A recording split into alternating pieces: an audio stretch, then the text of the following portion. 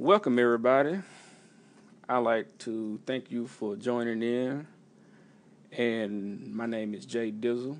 That's right. I call myself Jay Dizzle. I figured that would be my name that I'll be referring to myself while doing this podcast. And if I'm lucky, sometimes I may call myself just Dizzle. But right now, you can call me Jay Dizzle. And I would like to welcome you to the first episode of the Unofficial Sports Podcast of Atlanta. That's right. The whole title to my show is the Unofficial Sports Podcast of Atlanta. Now you may be asking yourself, the hell kind of name is that? Well, it's the Unofficial Sports Podcast of Atlanta, goddamn. I don't know. I don't have a name for it. So that's what I'm rolling with right now. So, yeah. So before I get ahead of myself, we got to pay some bills. So this sports podcast has been brought to you by no goddamn body. Just me and my iPhone. Speaking of iPhone, that's what I'm recording on right now. I'm recording on my iPhone. So if the volume or the audio is too high, turn it down. If it's too low, turn it up. And if you can't stand to listen to it because it's so bad, let your boy hold $1. So I can go ahead and get me a mic and get me a nice little setup, man. Because I feel like, I got something to say. This might be a little interesting, and we might got something here. So, yeah, that's pretty much it. That's the name of this podcast. It ain't brought to you by no damn body. And let's get into the show. But first, let me introduce myself to anybody who may not know me. My real name is Jonathan Davis.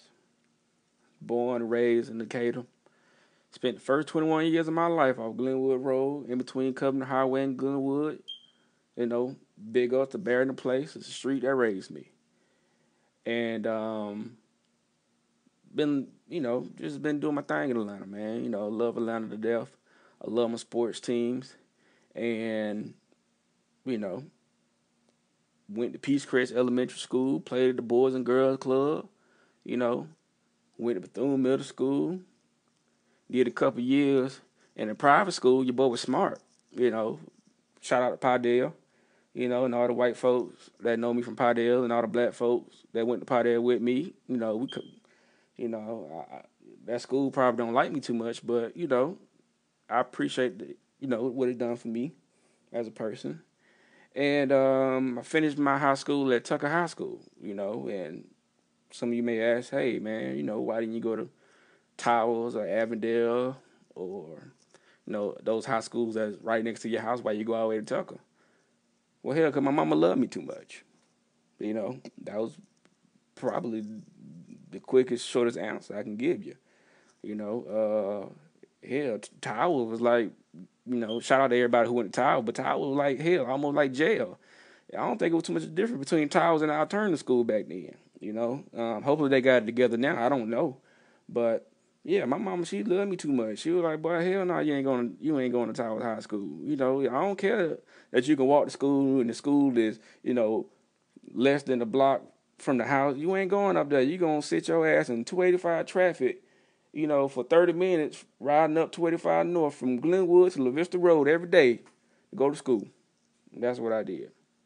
So, shout out to Tucker. Shout out to Towers. Shout out to Padale.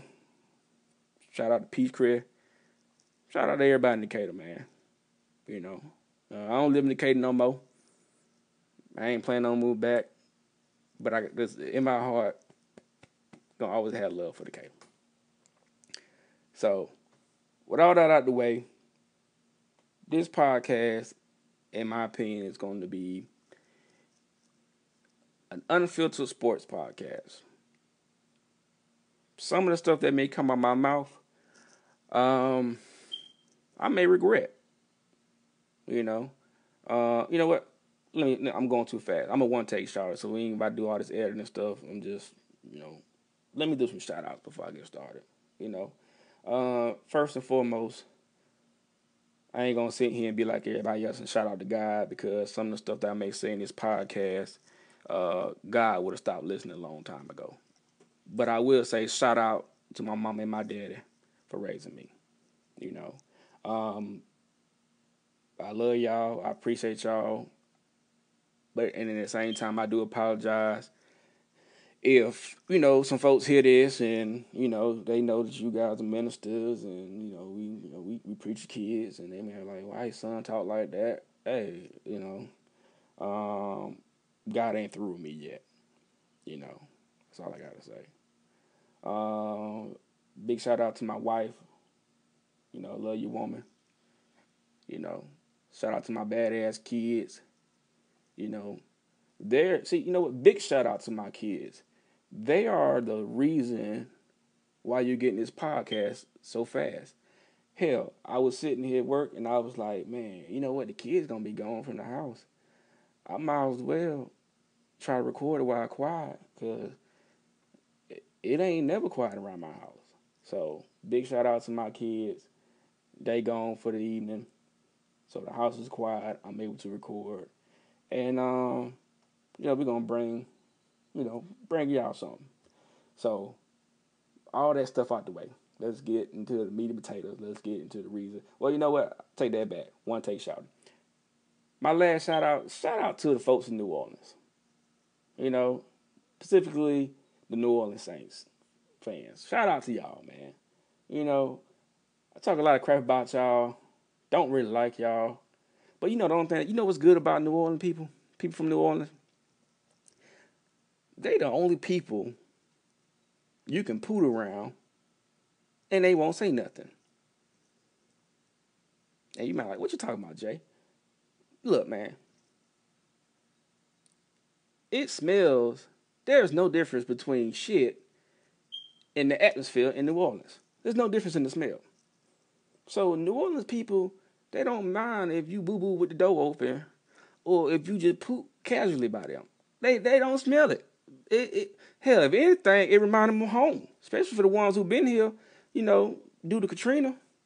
So shout out to the folks, New Orleans Saints fans. Shout out to New Orleans as a whole. Love y'all to death. So let's get into this conversation. So the reason I'm bringing y'all this sports podcast is because I feel like there's a need for some unfiltered sports conversation. I'm talking about this is that sports conversation that you'll have in the barbershop, that you'll have at the cookout, that you'll have at the poker game, and we gonna chop it up. We gonna keep it 100. That's the whole point of this podcast. If I wasn't gonna keep it 100 and keep it real, then we can go watch ESPN. Hell, they don't cover the Falcons. They barely cover the Hawks. But if you want to go watch, if you just want sport, you can go to them. But if you want something real, if you want something authentic, if you want something that caters to your need, that caters to your background, this is where it's at. Off the top, this is where it's at. So, in this show, we're going to cover the Falcons. We're going to cover the Hawks. I don't know a lot about baseball. I'm going to be honest with you. The game, in my opinion, is boring as shit. Slow. Worst thing happened to baseball is they started drug testing. Back in the day when everybody was shooting up, taking steroids and knocking home runs, hell, baseball was fun to watch. But hey, now they don't do that no more. So I hope it's like watching golf. It's like watching soccer. Those are boring sports. Some people may disagree with that, but guess what? I don't give a damn. But yeah. We may cover just a little bit of baseball. But we also going to cover some collegiate level, Georgia, maybe Tech, probably, football, so, we're going to be all around, but we're going to cater to Atlanta. If you're born and raised in Atlanta, or if you've been living here long enough that you're in Atlanta, ATLN or Georgia Peach, however they want to be, this is something that I feel like maybe you can relate to, and also you can laugh, So that's it, So no further ado, we're not gonna make this a long episode since it's my first one. Let's jump right on in and let's talk about these Falcons, man. What are our expectations for the Falcons for the 2016 season. You know, last year we went 8-8. You know, hey, it's better. That's a better record than we've had in the last previous 2 years. You know, thing about going 8-8 is going 8-8 don't sound that good when you started off 5-0. You know, so the team started off 5-0. You know, bandwagon fans were coming out the woodworks and stuff. You know, Walmart was starting to sell Falcons apparel and stuff. You're like, oh, okay, you know, city done rised up. You know, the team 5-0. Now all of a sudden, man, we go down to Stinky Town, we lose the first game, and we just keep losing from there. End the season 8-8. You know, I don't think there's an argument that Matt Ryan probably had one of the worst performing years of his career. You know, but we'll talk about that later. You know, we don't know. Was it Matt Ryan? Was it the system? You know, a lot of people in Atlanta don't like Matt Ryan. You know, a lot of people in Atlanta like, man, Matt Ryan saw Matt Ryan can get it done. You know, we got to get rid of Matt Ryan. We got to find somebody else. You know, hey, I'm going to show you some numbers today. We're going to see. Take a look at Matt Ryan's stats last year, and we're going to see if it's time for a new quarterback. You know, 2016 season, after the 2016 season, he'll have one more year on his contract. So, you know, for people who've been wanting to get rid of Matt Ryan or thinking we should move on from Matt Ryan, that time is coming. You know, that time will be coming very soon. Devontae Freeman, Big Freeman, you know, he jumped on the scene last year, had a real good year, Pro Bowl season. You know, was that a fluke? Is he legit? You know, we go back before the season started. You know, Tevin Coleman was the starter running back. He got hurt preseason, which gave Devontae Freeman the opportunity, and he ran with it. You know, that's all he needed was the opportunity. He ran with it. Then you got your boy Julio.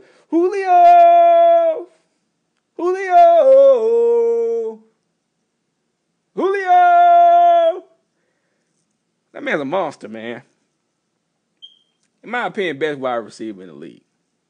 You know, some people may say, oh damn, his old whipping ass. You know, he gay too. I don't give a fuck nobody say. Odell is a better receiver. You know, Antonio Brown is a better receiver. You know, you can argue some of those points, you know. But I like Julio Jones, man. You know, Roll Tide, you know, straight from Alabama. You know, so he had a good year, led the league in receptions, you know. I think he actually led the league in receptions and broke a record for passing yards, but we'll get into that later, you know. And then we had the defense, you know, new defense, new head coach on Dan Quinn. You know, made it all right in my opinion. You know, still wasn't making a lot of sacks. You know, but compared to years, you know, the Falcons always struggled with defense. Felt last year there were moments where we needed defense to step up, but I feel like there were maybe more moments where we needed the offense to make something happen. And I put majority of those close games that we lost on the offense. I only put on the defense, you know. Need to improve in some areas on defense still, you know, by far not an elite defense. But we went from the worst defense to a middle-of-the-pack defense last year in 1 year, you know. And as a general summarization as a whole, whether people want to you know, realize it or not, the Falcons was in a rebuild mode last year. You know, they had high turnover. There was a lot of new players on the Falcons team last year. There was a lot of guys that let go. There will be a lot of new players on Falcons this year, and there'll be some guys that let go. You know, not jump ahead, but they let go Roddy White, man. Goddamn Roddy, man. That's my boy. They let him go. You know, got Muhammad Sanu in now. He might be better than Roddy White. Now, long term, now Roddy White was a better player than Muhammad Sanu. Muhammad Sanu ain't did shit yet. But as of today, Muhammad Sanu, in my opinion, is a better receiver than Roddy White today. And ain't nothing Roddy White can do about that, man. It's part of life. Just getting old, you know. So, but yeah, so let's start what happened last year. So they went 5-0. They ended the season 8-8. Everybody had mixed feelings, but let's start with the main component of this team, and that's Matt Ryan. Right? So let's take a look at these stats. So last year, 2015 regular season, total passing yards, Matt Ryan came in fifth in total passing yards amongst quarterbacks in the league. Carson Palmer, Tom Brady, Phillip Rivers, Drew Brees threw for more yards than Matt Ryan. And then Drew Brees, being number one, only threw for about 300 more yards than Matt Ryan. Less than 300 more yards than Matt Ryan. For a bad year, that's not that bad. Some people, they might be new to y'all. Some of y'all like, oh, really? He did? I didn't know that. Oh, shit. I thought he was. Yeah, that's not that bad, How many touchdowns did Matt Ryan throw? Threw 21 touchdowns. See, 21 touchdowns is not that good. Hell, 21 touchdowns is probably, 21 touchdowns is a middle of the pack. That's about 17th in the league, 21 touchdowns. There was at least 15, 16 more quarterbacks who threw more touchdowns than Matt Ryan. So, yeah, from a touchdown standpoint, he didn't throw that many good touchdowns. He didn't throw a lot of touchdowns, What's another factor? Interceptions. Matt Ryan was third in the league in the most interceptions. Blake Bortles threw the most, 18 interceptions. Peyton Manning came in at second with 17. Matt Ryan came in at third with 16 interceptions. But hell, Peyton Manning threw more interceptions and less yards and won a Super Bowl. But guess what? We all know that damn defense did that. Peyton Manning, you need to take that damn ring off. You don't even deserve that damn ring. But hey, it's Peyton Manning, man. Best regular season quarterback in the league. And I dare one of you guys to argue that with me. But yeah, so 16 interceptions, 21 touchdowns. Shit, I ain't got no calculator in front of me, but that don't sound too good. I don't like that ratio. I don't like that ratio. Quarterback rating for the year for Matt Ryan was about 89. 89 is 89 is what it is, man. 89 is not the best. It's not bad, but it's middle of the pack.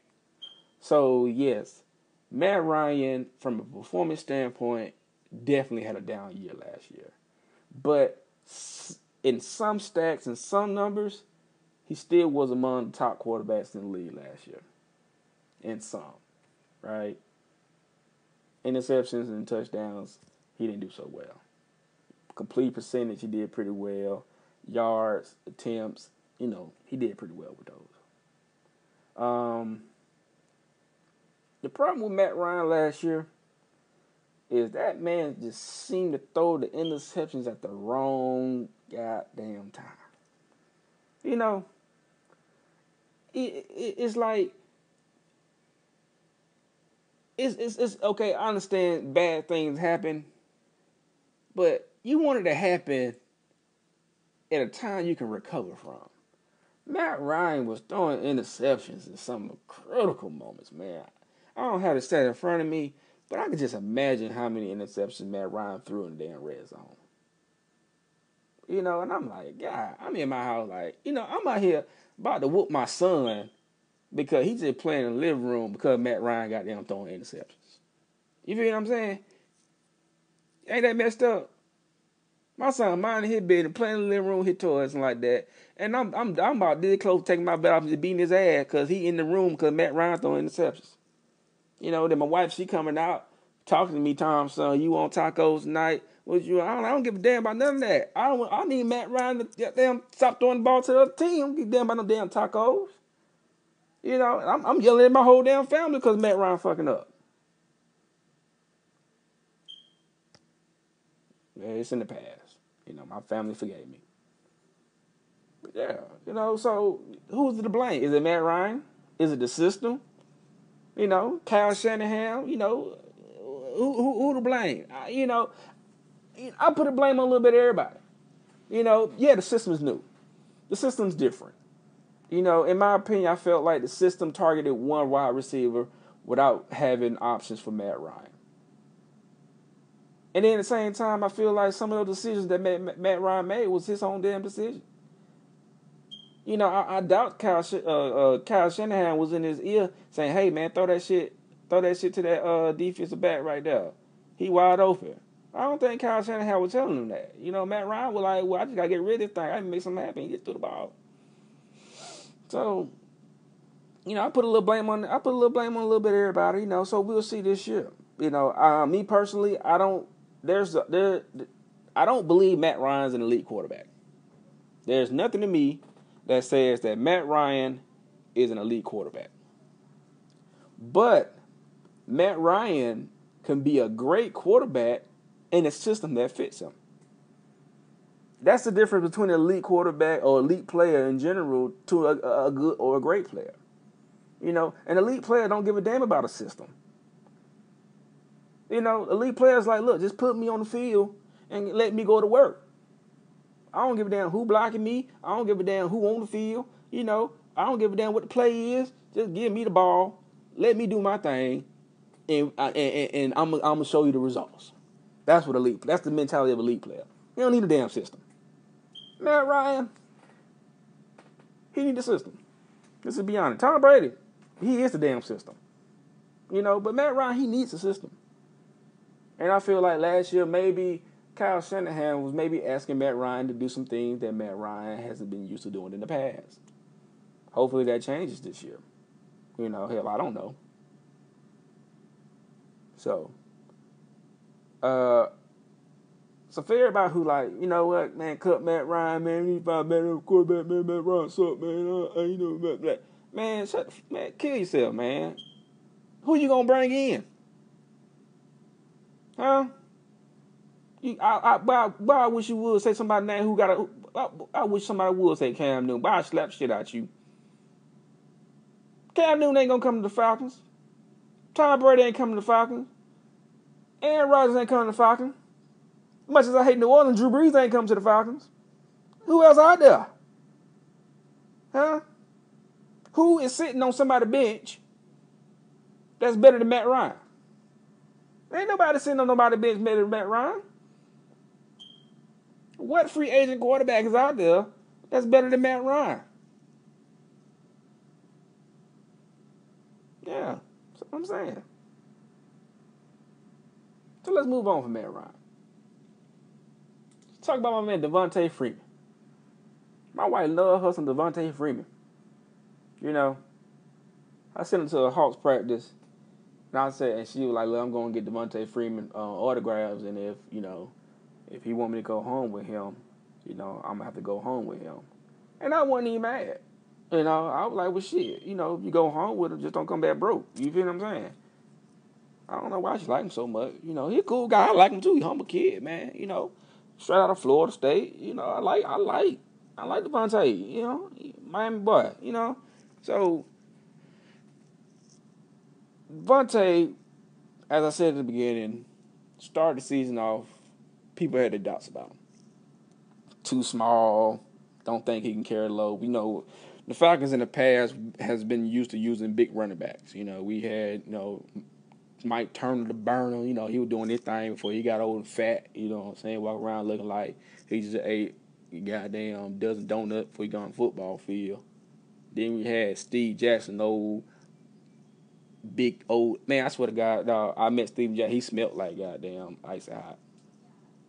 He smelled like ice hot to me.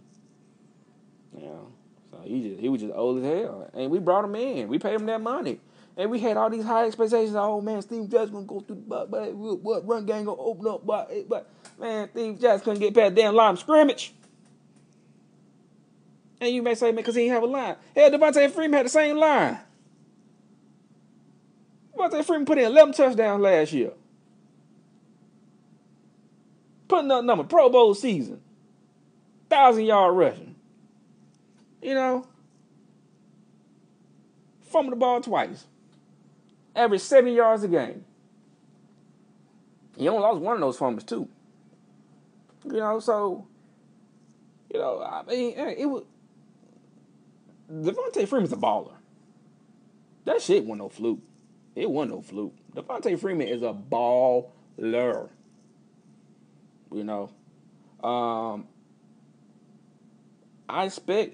I'm not expecting him to go out and run 1,000 yards. I'm not expecting him to still have 11 touchdowns. I don't know. I'm not the expectation of Devontae Freeman because he's on notice now. They're gonna game plan for him now. He ain't just gonna go out there with his little ass and run around tackles and stuff. Nah, they're gonna be looking for him. So it's gonna be tougher this year for him. But I don't think it's a bad year if he doesn't have another Pro Bowl year.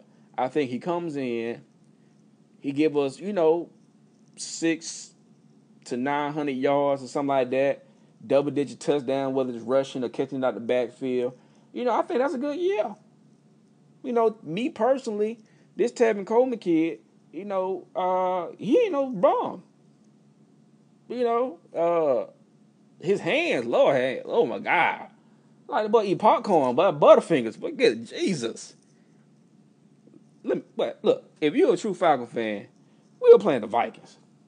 This man hit the hole with gone. Joker ran, I don't know how that brother was gone. Let somebody come up behind him and take the damn ball out of his hand. That kid fumbled 3 times this year. Seemed like more. Fumbled 3 times and lost all 3 fumbles. I don't know what's going on with his hand. I don't know if he got too much whey grease in his hand and stuff. So every time he rub his hand, he got the grease all in his hand. I don't know what it is, man. But, hey, he got to get them hands together because I want to see him run the ball, too. Size-wise, comparison-wise, they're 2 different running backs. Devontae's smaller, shiftier. He ain't scared. He ain't scared of no hit, so he gonna, he gonna lower that shoulder and he gonna hit you. Tevin Coleman, he's a bigger back. We maybe say breakaway speed. Tevin Coleman ain't got Devontae Freeman on far breakaway speed. Tevin Coleman hit that hole and he gone. Pew! So, shout out to my boy Devontae Freeman. Had a good year last year. If you hear this, my wife say hey. And I hope you have another good year. But if you don't have another 1,000-yard year, it doesn't mean you're gonna have a bad year because at the end of the day, I feel that Tevin Coleman should also get some touches too. They're both good running backs. We spent the draft picks on both of them. We might well use both of them. Maybe we can have what Carolina had with D'Angelo Williams and the other guy. We can have that duo going on in the backfield. That right there don't help your numbers and make you a superstar. But I feel like as a 4 team, it's very effective. Last person I want to talk about, last but not least, is my man Julio Jones. Julio. If you're wondering where I got that from, that was Lil' Kim song she came out with, to scream Julio like that. No homo. Scream his name. No homo again. Pause, too. We're going to take a break and let that just no homo sink in before we keep going. But, yeah, man, Julio led the league, man. Julio did his thing last year. Now, here's the knock on Julio, right? That whole led the league in receptions and led the league in yards. That's cool. But, hey, you better goddamn if you the only person getting the ball. Matt Ryan was throwing the ball to Julio. Don't get me wrong now. Julio is always open. I don't give a damn who on him. You throw it to him, he go get it. He Waffle House. He always open. But hell, Matt Ryan was so tested last year. If it wasn't Julio Jones, it was to the backs, the running backs, so. And honestly, I don't know. Do I blame Matt Ryan or do I blame the scheme? Maybe the scheme said, "Hey, get the ball to Julio," because obviously they weren't trying to use Roddy White last year. They set my boy Justin Hardy down for the whole goddamn season. Finally put him on the end. I'm like, well, hell, if he ain't gonna they ain't gonna throw the ball anyway. Might well go out there and let him run some routes. Block a little something. But hey, man, Julio's that dude, man. Julio, man. Hey, man, my favorite highlight of the season was when Julio jumped over Luke Kuechly, man, for that touchdown when we beat the Panthers at home, man. Now Luke Kuechly is that dude. That man's a dog. You know, probably my favorite linebacker in the NFL. I don't know where he stands compared to a Ray Lewis or some other linebackers in the past, but man, Luke Kuechly is that dude. So when Julio Jones jumped over him and then ran the goal line like he was crossing the finish line, threw his hands out like, yeah, like, boy, that was a highlight. That was a highlight, man. So yeah, man, like from a stat standpoint, the offense wasn't the worst offense in the league, but the offense could not get it done when we needed it done. We fumbled the ball in goal line.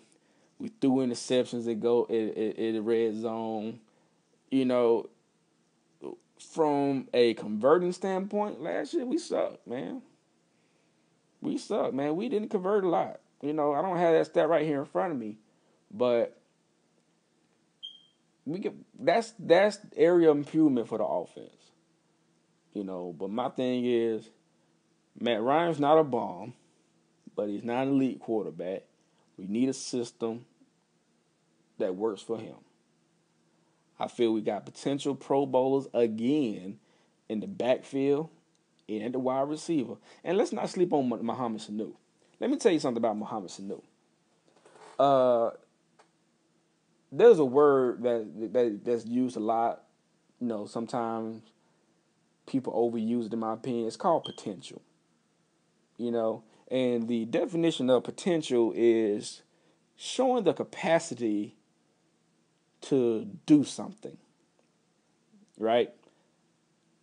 I ain't smart like that. I looked that shit up earlier, but so out there, that's kind of like the definition for real. But yeah, to show the capacity to do something, and Mohamed Sanu definitely shows that capacity.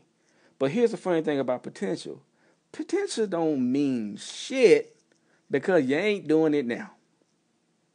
So yeah, you look at Mohamed Sanu stats, and you're gonna be like, why are we paying this man so much money? He ain't did nothing. They paying him money based off potential. And that can work out. That can work out in the Falcons' favor. Because sometimes people go and they achieve, and when you bring them in, they don't do nothing for you.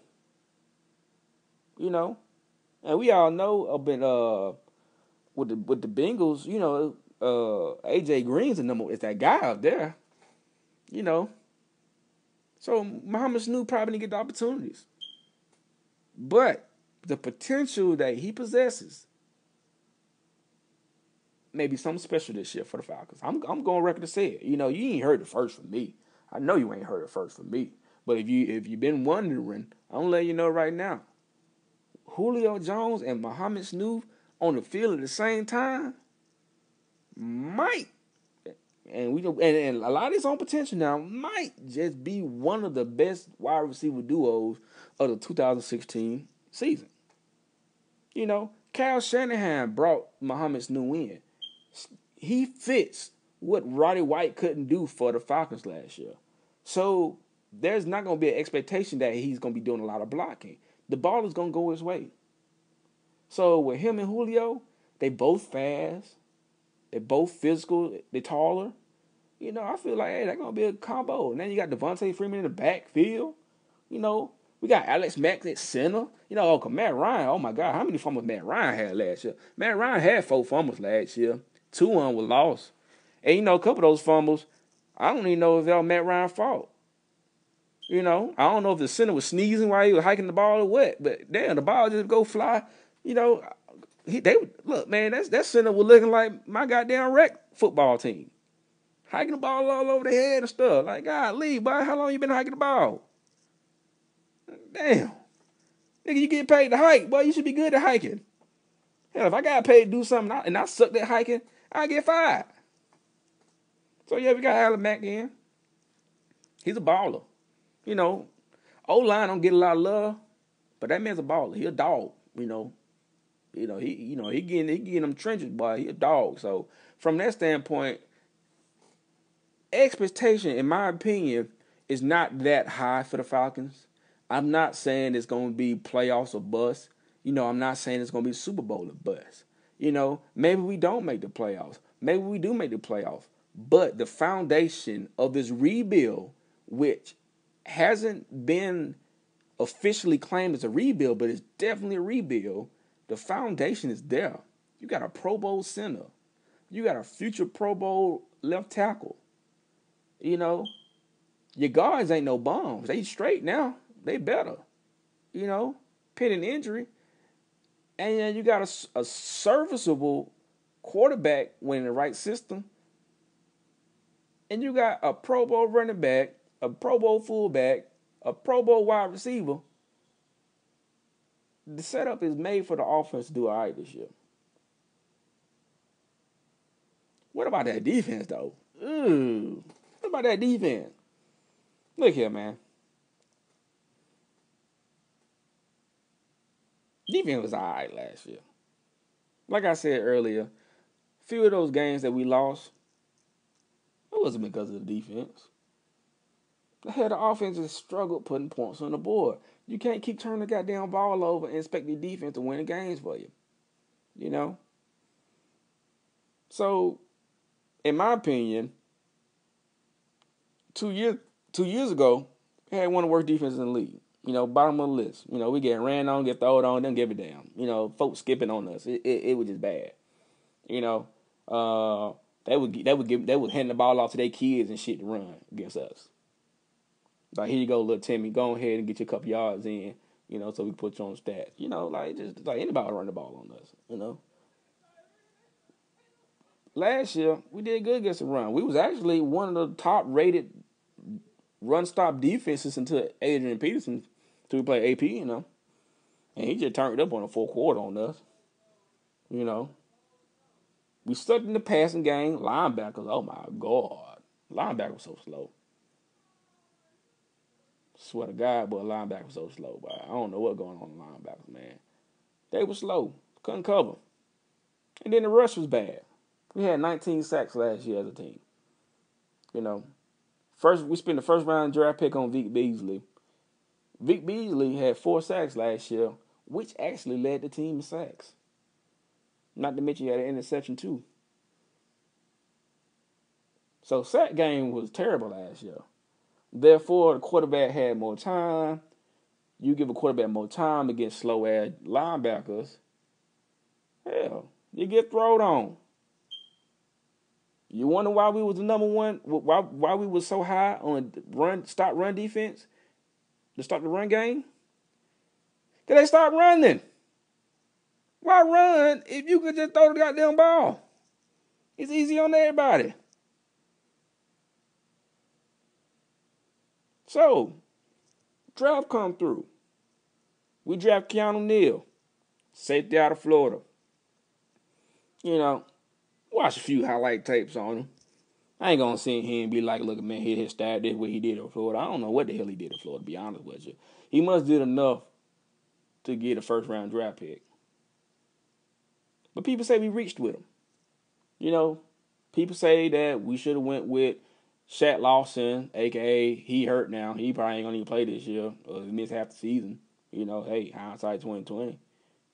But you know who was high on Keanu Neal? Pittsburgh Steelers. The Pittsburgh Steelers, though they was farther along in the draft, they were high on Keanu Neal. They wanted him.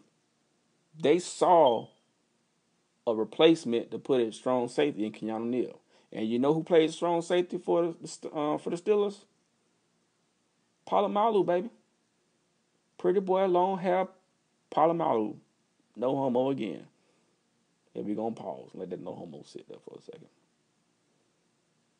So, the Falcons took him. I like it. Me personally, I feel that you can't put a lot of pressure on rookies to rush the quarterback. That's something that's going to come in time. But I feel like with that strong safety, he's probably able to make an impact this year. Plus, if you look at how strong safeties are used in the NFL, they're run stoppers. They come down in the box. They stop the run. They blitz sometime. Troy Polamalu played the line of scrimmage. Hell, yeah, I didn't know he was a damn safety. Somebody tell me he was a safety, how much he was on the line of scrimmage. So if the Falcons use him right, I feel like Keanu Neal would be a good addition to the team. So then we draft some linebackers. We got Deion Jones out of LSU. Then we got some guy, last name Campbell, out of some small school. I'm sorry, I don't have his name right now. No disrespect to you, bro. But we're going to see what they do. These are guys that were not high on anybody's list. Nobody, and see, that's the thing about the draft. You know what I'm saying? This is funny about the draft, right? People feel like you need to draft names that are familiar with people. Everybody knew who that player was. We should have drafted him because we knew his name. That don't mean shit, man. Golly. That don't mean nothing. Just because you know his name, just because he be on TV, just because Sports Center blow smoke in his ass, that don't mean that he gonna come in and he gonna fit this team. You gotta draft players that's gonna fit the scheme that you're trying to run, and you're gonna. Hey, because here's why I say that. Because if it ain't a shot of a doubt that player's an elite player, he needs to fit your scheme. You feel what I'm saying? You see how that shit tied together? Now I sound a little smart. If you don't have if there's no doubt in your mind that this guy is an elite player, you do not draft him if you don't know if he fits your scheme. He must fit your scheme. I ain't no GM. I ain't never drafted no damn body. But as a coach and coaching young kids, you like, coaching young kids, what the fuck? Yeah. I need players that can fit the scheme that I'm trying to run. Unless that player is just an elite player. And he just don't give a damn about my scheme and he's just going to do his thing. And I feel like where the Falcons was sitting at the draft, all those elite players were probably gone in their eyes. So they picked a player that fit their system or fit the system they're trying to build so that player can thrive in that system. We picked up a guy from the Baltimore Ravens, a linebacker from Alabama. He used to play for the Baltimore Ravens. We picked him up this offseason, right? That boy's a baller. He's a first-round draft pick. That boy's a baller at Alabama. He ain't done shit with the Baltimore Ravens. System makes a big difference. So the defense should be better. Still going to be an improvement. But if the offense doesn't have all the critical butthole mistakes that they had this year, and the defense plays as well, maybe with a little more this year, I feel like this team will be a better team than we were last year. And that's all you can ask for. The schedule say, hey, we're gonna play the hardest team. We got one of the hardest schedules. Hey, that's cool. Hey, they all grown men. If you sitting here looking at the hardest schedule, oh man, we're gonna lose. We got a hard schedule. Man, you need to get your ass out of the goddamn locker room. But at the end of the day, that's a regular man in front of you, unless it's Julio Jones, who's a goddamn monster. You gotta play ball. So, that's my summary of what happened last year with the Falcons. Next podcast, I get into some expectations of what I expect from some of these guys, in detail. Talk about some of the new people that came in, for all the people who ain't been keeping up with the offseason. Talk about the free agents that came in, Shelby and, guys like that. And then, training camp is right around the corner. Training camp is actually probably start next week. And, we gonna get ready for the football season, man. They about to get real in Atlanta. I feel it. I feel good. You feel what I'm saying? Like, at first, I feel like I had a boo-boo because maybe I was nervous. But, I'm good now. So, before we get out of here today, let me talk briefly about these Hawks real quick, man. Let me talk briefly about these goddamn Hawks. Now, I'm a Hawks fan. I rep the home team. So So I'm going to support my Hawks. And everybody say, hey, the Hawks don't have a superstar, all that good stuff. I understand it. I totally understand it, man. The NBA is so lopsided. Goddamn, LeBron James is the Eastern Conference. Whatever team he go to is going to go to the Eastern Conference. Like, it's that bad. And it was like that with Jordan. You know, it was like that with Magic and Bird. You know, like, those guys ran the freaking NBA. They was in the championship all the goddamn time. But I've been hearing folks talk about why the Hawks didn't re-sign Al Horford. Why they bring in Dwight Howard, he big old soft ass. Oh, my back hurt ass. Oh, I got to smile every time I talk face ass. Hey, Al Horford wasn't doing shit. Now, I told you that if I give you an opinion, if I give you my opinion, I'm going to back it up with some stats. I'm going to give you the real. Here's the stats. Team leaders. Points. 17.1 points a game, Paul Millsap. Rebounds. 9 rebounds a game, Paul Millsap. Steals. 1.8 steals a game, Paul Millsap. Blocks. 1.7 blocks a game, Paul Millsap. And last but not least, my OG Bobby, Jeff Teague. 5.9 assists. Hell, he was the point guard. He better have more assists than anybody. If you got anybody who ain't a point guard got more assists, what the hell the point guard doing? Al Horford is not a team leader on no goddamn category. Probably minutes. You know? So, it's like, I like Al Horford. Don't get me wrong, man. I like Al Horford, man. But we've been with Al Horford for 9 years. We already know what to expect from him. We already know what type of player he is. So why the fuck we gonna sign Al Horford for all that money and we ain't gonna get no change? Ain't nothing different gonna happen out of it. Let me give you this analogy right quick.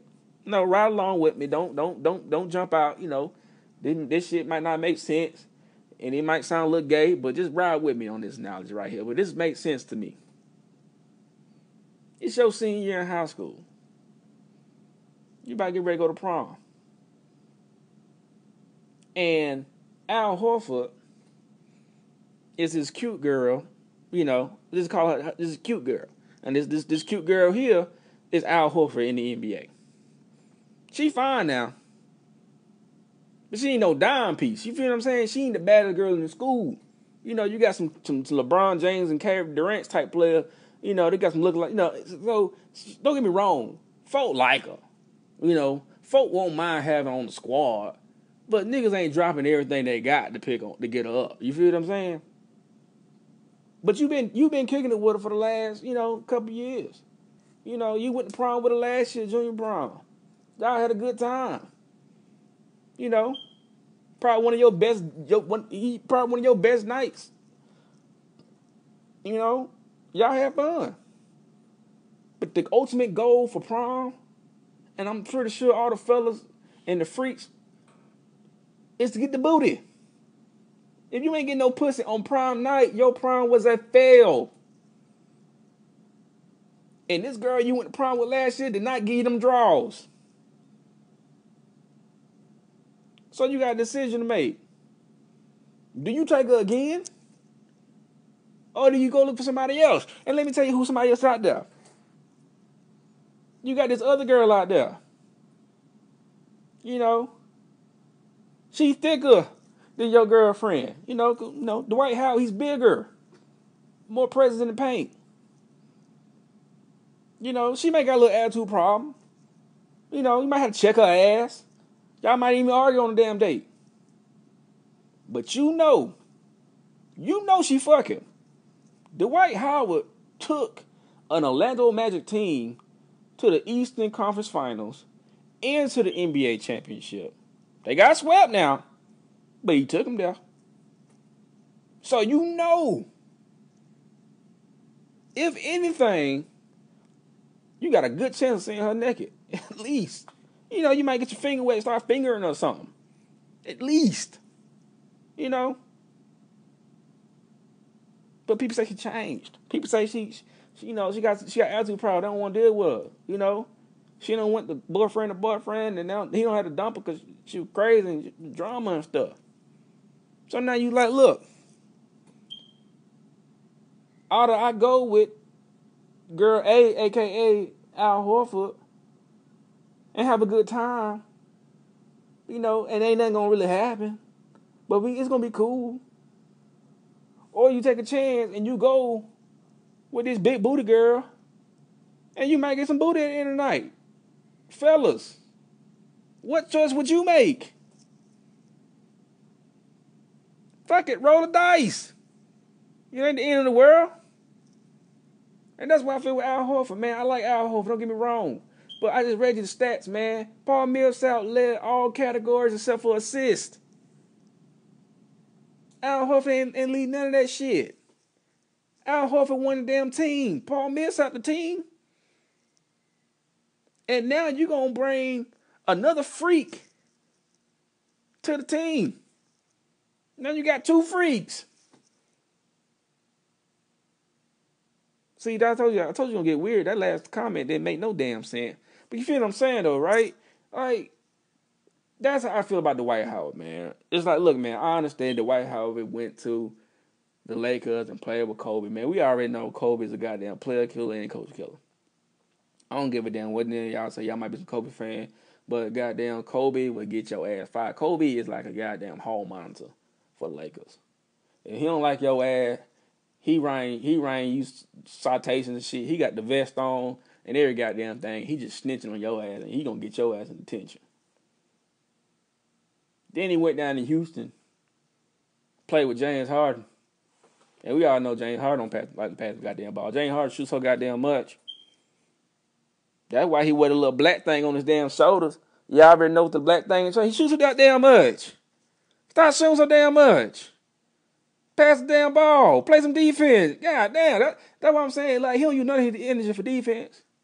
He just straight shoot all the goddamn time. Just shoot. I don't have to step in front of me, but I tell you right now, James Harden probably took the most shots on the damn team. I know it for a fact. I ain't got to look that up. Took the most shots on the team. Hey, I guarantee you can add a few of those players together. I guarantee you James Harden took most shots than all them niggas added up. So you bring in Dwight Howard. You make him the center of attention. You may have some bumpy roads. Hey, it might not work out for in the beginning. It might be a little rough. But guess what? Now you got somebody who can demand the ball, who can finish in the paint, who can protect the rim, along with a dog and Paul Millsap. You bring back Kent Bazemore. Shout out Kent Bazemore. My wife loves Kent Bazemore too. I don't know why. But you hear that backcourt? That front court. You got Kent, Millsap, and Dwight Howard. That's straight. Now, don't get it twisted now. There ain't no goddamn LeBron James. But no, that's straight, though. That's straight. Jeff Teague.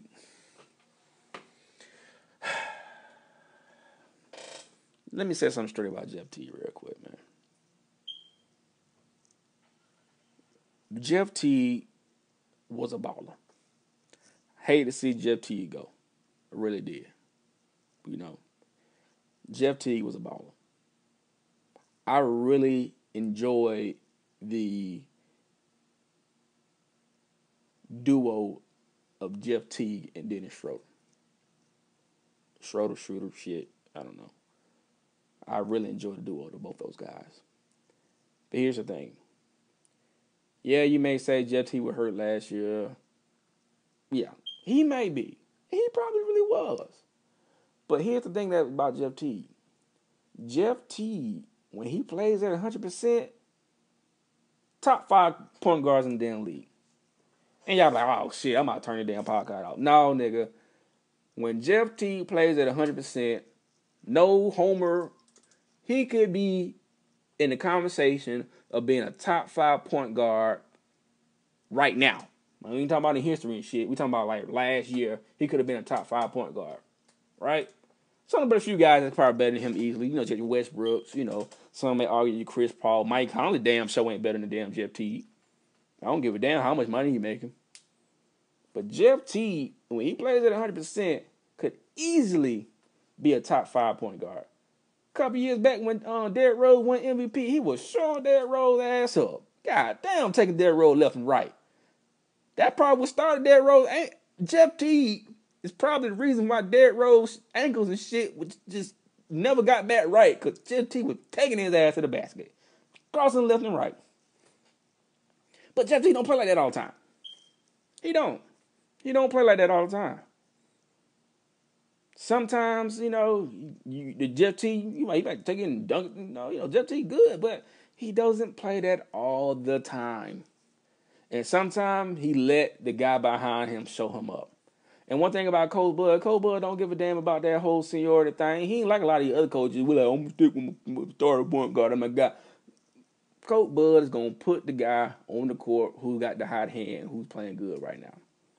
And last year, and sometime before last year, because this shit just ain't happened last year. This is not only just last year, but there's been times before last year where Dennis Schroeder closed out games because he was, one, playing more aggressive, and two, he was just getting it in than Jeff Teague. And Jeff Teague, with his null and void looking face, that's my dude, but the nigga just looked like he don't give a, that nigga don't have no emotions. I can see him right now at a funeral. I ain't got down crying, just staring and stuff. You like, Jeff Teague, you straight? Oh man, you ain't straight, man. I'm good, man. I'm sad, bro. Like he has no emotions at all. He plays at this very, very stable, just no emotions. And some people like that. But me personally, I'm gonna lean towards a guy. I want to see some energy from him. You know, I wanna see him. Force a couple of shots, man. I understand, man. This shit, that's how it go. But I want to see that passion behind all my basketball players. And one thing, and this is a side note, that's one thing about the Hawks, man. The Hawks, all the guys seem to play with the same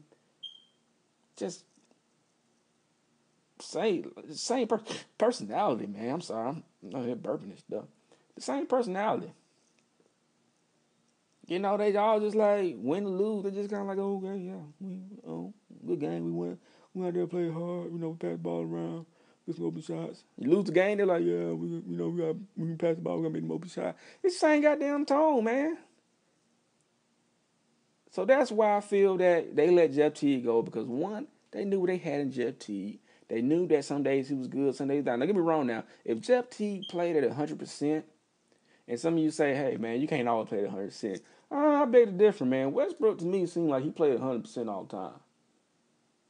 You know, Westbrook seemed like he played at 100% all the time. And if Jeff Teague played at 100%, 90% of the time, cause low key, man, he almost about 50-50, bro. You never know, man. One night you might get a Jeff Teague, you might get like, OT time. And then sometimes you got Jeff Teague, like, where the hell Jeff Teague? Oh, yeah, he down on the bench, you know, a couple seats over, you know.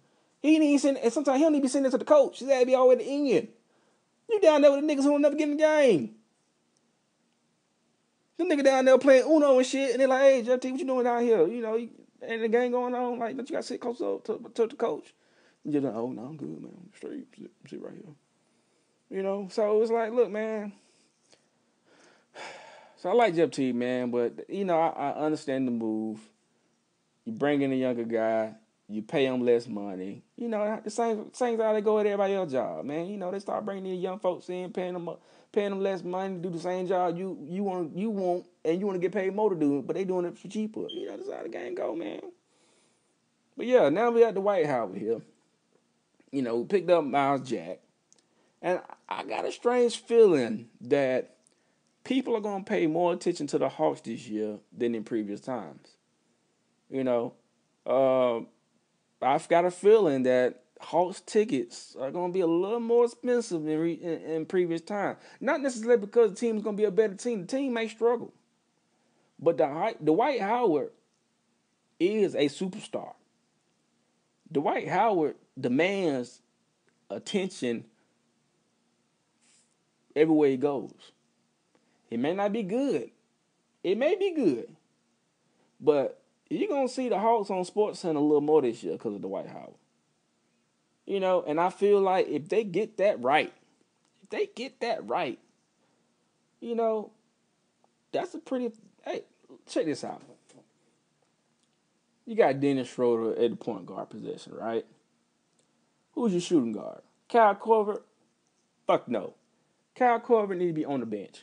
Love him to death, but his game right now is so one-dimensional. He's so easy to shut down. He need to come off the bench. You don't let him go. I feel like he's still worthy of being kept because the kid can still shoot when he's on, but when he's off, he ain't doing nothing for you. It ain't like he good at defense. So, put Kyle Korver on the bench. Who do you replace him with? Tim Hardaway Jr.? Probably. Move Kent Bazemore up and put him at the guard? Risky. Probably. It's risky.